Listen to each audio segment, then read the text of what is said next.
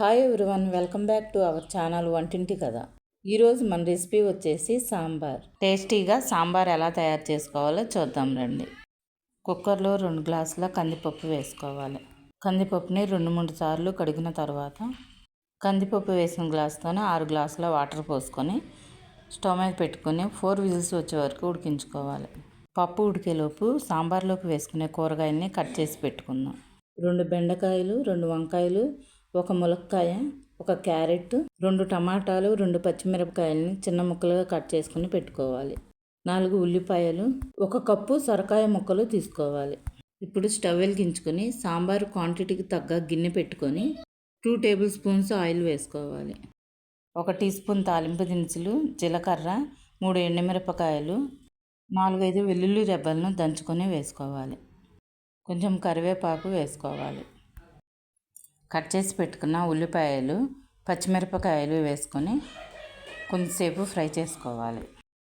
Cut చేసి పెట్టుకున్న టమాటా ముక్కలు వేసుకొని కొంచెంసేపు ఉడకనివ్వాలి.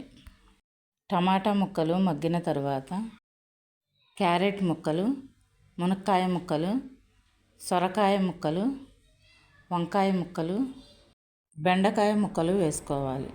రుచికి సరిపడా ఉప్పు వేసుకోవాలి. 1/2 టీ స్పూన్ పసుపు, 1 టేబుల్ స్పూన్ కారం వేసుకొని కూరగాయ ముక్కల్ని ఒకసారి బాగా కలుపుకొని మూత పెట్టుకొని కూరగాయ ముక్కల్ని 10 నిమిషాలు ఉడికించుకోవాలి. ఉడికించుకున్న పప్పులోకి కొద్దిగా ఉప్పు వేసుకొని పప్పు గుత్తితో రుబ్బుకోవాలి. పప్పులోకి 2 గ్లాసెస్ వాటర్ పోసుకొని పప్పుని కూరగాయ ముక్కల్లోకి వేసేసుకోవాలి. 1 నిమ్మకాయ సైజు చింతపండుని నానబెట్టుకొని రసం తీసుకొని సాంబార్లోకి వేసేసుకోవాలి. సాంబార్ బాగా మరిగిన తర్వాత 1/2 టేబుల్ స్పూన్ సాంబార్ పొడి వేసుకొని సాంబార్ మొత్తం ఒకసారి బాగా కలుపుకోవాలి. సాంబార్ బాగా తెరులుతుండగా కొత్తిమీర, పుదీనా వేసుకొని స్టవ్ ఆఫ్ చేసుకోవడమేనండి. అంతేనండి, ఎంతో రుచిగా ఉండే సాంబార్ రెడీ. వీడియో నచ్చినట్లయితే మీరు ఒకసారి ట్రై చేయండి.